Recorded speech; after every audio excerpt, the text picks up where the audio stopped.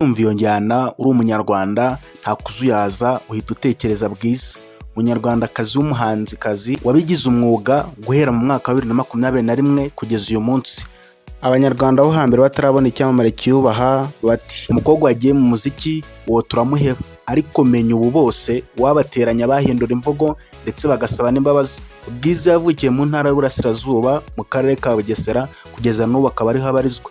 Yatangiye umuziki we ku buryo buzwi mu mwaka wa 2021. Ubu tuvugana uvuze abahanzikazi bagezweho mu Rwanda, ndizera neza ko yaza mu wa mbere. Agitangira 2022 yahawe igihembo kizwi nka Isango Musical New Artist, gihabwa umuhanzi mwiza ukizamuka. Ibihembo bitangwa ntiyari ahari kuko mama we niwe wamufatiye ibihembo. Mama we mu byishimo byinshi ati murakoze, nabwira ababyeyi yuko amazi ntabwo akiri yayandi. Ibihe turimo biratubwira gukora dukoresheje imbaraga zacu zose n'ubwenge bwacu bwose, bityo tukabasha kwiteza imbere. Mureka abana bajye mu mpano zabo. Niba tugize amahirwe tukabona impano y'umwana iravutse kandi igiye ahagaragara, nimureke tuyishyigikire. Hamwe no kuyishyigikira dusenga Imana no kubaha impano no kubaha urukundo, kubagaragariza kubaba hafi cyane n'inama zidahwemaho. Niba wabyumvise neza, mama Bwiza ni umwe mu babyeyi bafite ibisobanuro kandi bazi neza igisobanuro cy'impano icyo ari cyo ndetse n'iterambere aho rigeze, kuko mu ijambo rye nk'uko abyivugira avuga ko imitekerereze ya kera ikwiriye guhinduka, kuko umuntu kuba yagiye mu muziki mu bindi bintu runaka ibyo bidasobanuye neza ko agiye kuba ikirara cyangwa se gukora iyindi mirimo n'ibindi bikorwa bitandukanye nk'ibyo twatekerezaga hambere, dutekereza ko umuntu wese wagiye muri uyu muzika aba yabaye ikirara. Si ibyo gusa kandi Bwiza ni umwe mu bakobwa berekana neza ko umuziki utavuze kuba ikirara no gukora ibindi bintu bitandukanye, kuko kuva yawujyamo biragoye kuzamubona mu gakungu, mu kubona gutaha nijoro cyangwa se kunywa inzoga nk'uko abitangirwamo ubuhamya na mama we ubwe umubyara, kandi bakaba babana umunsi ku wundi.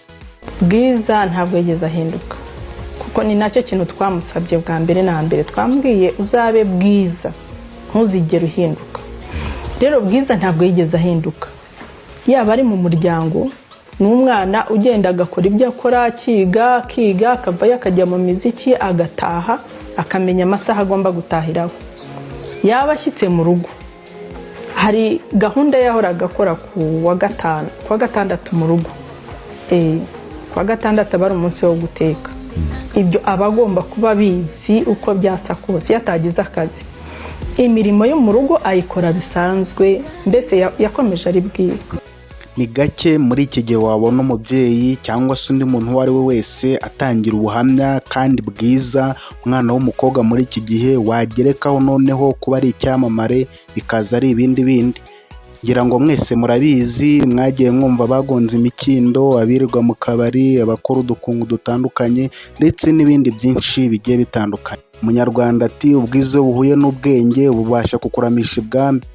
Nta gushidikanya Bwiza n'umwe mu bakobwa bagaragaza igisobanuro cy'uko kwamamara cyangwa se kumenywa n'abantu benshi na rubanda nyamwinshi bitavuze kwigira ikigomeke cyangwa se kuba ikirara.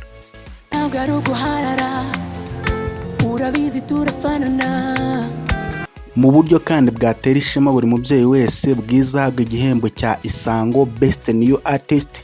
Mama we acyakira yavuze amagambo buri mubyeyi wese yakwishimira, aho yashimiye umukobwa we agashimira n'abakunzi b'umukobwa we. Ubwo ndavuga abafana. Mu magambo ye mama wa Bwiza yagize ati uhagarara ahantu nka hano ufasha wadi y'umukobwa wawe, uriyumva ute mu ijwi rya Bwiza mubyeyi we? Mbanje kubashimira mwebwe Isango, turabashimiye cyane byimazeyo. Duhagaze hano ku bwa Bwiza. Bwiza ari Rusizi, ari mu kazi, ariko yambwiye ngo nshimire Isango cyane, nshimire itangazamakuru ryose muri rusange, ariko kubw'umwihariko kuba mpagaze hano nshimiye Bwiza. ubundi umubyeyi aho ava hose akagera yishimira iterambere ry'umwana we. Ntekereza ko n'abambere kuba barabyangaga si uko banga ko abana babo batera imbere, ahubwo ntekereza ko icyabibateraga ari urukundo ndetse n'impungenge bagiriraga abana babo mu buryo bwo kugira ngo icyo bitaga amahirwe cyangwa se gutera imbere ejo cyangwa ejo bundi batazababona bari habi. Ni ukuvuga babaye ibirara, abasinzi, bananiye mu rugo ndetse bagiye no mu zindi ngeso zindi zitandukanye. Uyu ni umwe mu bakobwa bafite igisobanuro cyo kwirinda ibyo byose kandi akabihuza no kwamamara bigashoboka. Bwiza Emerance wamenyekanye nk'umuhanzikazi Bwiza adahinduye andi mazina, ubu tuvugana arakunzwe, arazwi, ariko ibyo ntibimubera impamvu yo kwigira uko ashaka cyangwa se kwitwara uko ashaka ngo ananirane, ahubwo ibyo byose bimufasha kugira ngo abihurize hamwe, byose bikamufasha kwitwara neza no kwitwararika. Ubu tuvugana afite TikTok ifite abafollowers 99 barengaho gato, akagira kandi YouTube channel aho anyuza imiziki ye, aho afite abasubscribers barenga 395. Uramutse utari muri abo nyabuna cyaba ari ikibazo, nagusaba guhita unyarukirayo ugakora subscribe, biroroshye. Uyu mukobwa kandi afite Instagram aho afiteho abafollowers barenga 291, arakunzwe gusa arabikwiye. Reka tumwifurize gukomeza gutera imbere. Kuva yatangira umuziki we ku buryo buzwi, kuva ku ndirimbo yise Available cyangwa se Ndahari, yamenyekanye ku ndirimbo zitandukanye zirimo nka Ready, Ahazaza, Ogera yakoranye na Bruce Melody, harimo n'abandi bahanzi benshi bakoranye barimo Mico The Best, Chris Easy, Riderman ndetse n'abandi benshi, kandi bagiye bakorana ibintu bikagenda neza. Yitwa Bwiza Emerance, wavuga ngo Imana ikomeze mwagure, nzi neza ko atabavuze. Iyi ni G7 TV, nkomeza kukwibutsa gukora subscribe kugira ngo dukomeze kubana no mu bindi bitandukanye. Bwiza ubu tuvugana amaze kuzuza subscribers barenga 395 ku rubuga rwa YouTube, views zirenga 35,000, video 72. ubu tuvugana. Ubundi uzitwararike, ubundi mu byo ukora byose ubanze Imana imbere, hanyuma nawe ibyo wifuza cyangwa se ibyo ushaka kugeraho ubiharira Imana, ibindi byose zabikora. Mu gihe abandi bakobwa baba bategereje ko bazasanga abasore bakabasangana amazu n'ibindi, uyu mukobwa mu minsi ishize yatweretse inzozi zabaye impamo, aho yavuze ku gikorwa yateguye ndetse akagitekerezaho bitari ibya vuba, cy'inzu yujuje kandi zikaba zari mu ntego ze.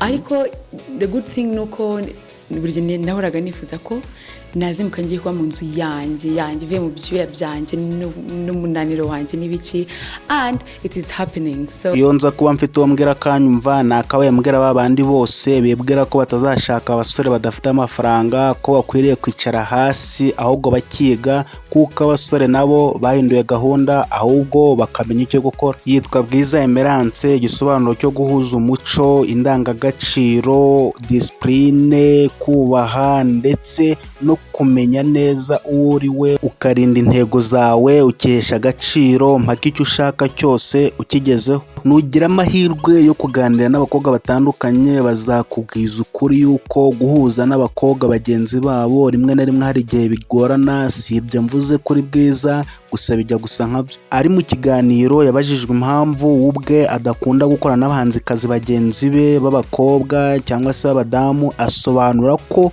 ubwe hari nabo abyisabira bakabyanga, bityo agakorana n'abamwumva. Sikari inshuro nyinshi ngerageza kugira indirimbo n'aba female artists nyine nkanjye cyane uri mukobwa, bikanga pe.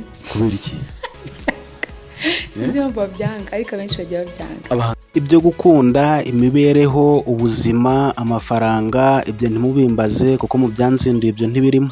Icyanzinduye ni ukuza gushimira, mvuga nti courage, Imana ikomeze kuguha gutera imbere, amafaranga menshi, discipline yawe nyinshi, ukomeze kandi uracyari muto, na barumuna bawe bari inyuma bakomeze kuboneraho bafata urugero rwiza rwo kugira discipline ya mbere aho baba bari hose, n'ibyo bageraho byose bakamenya ko umubyeyi uko byagenda kose ahora ari umubyeyi, icyo wageraho cyose naho waba uri hose. Ikindi tutarenze ingohe, kandi mu kiganiro Bwiza yabajijwe niba hari umusore akunda, hanyuma abazwa kuri Juno Kizigenza, arangije asubiza nta gushidikanya ati mutima we nta wundi muntu yawo.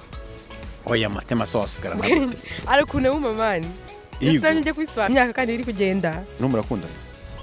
Uzo cyabaza Juno cyangwa isindi kirije kuri. Oya mwana ndikanze. Nje Juru ngenda mukunda.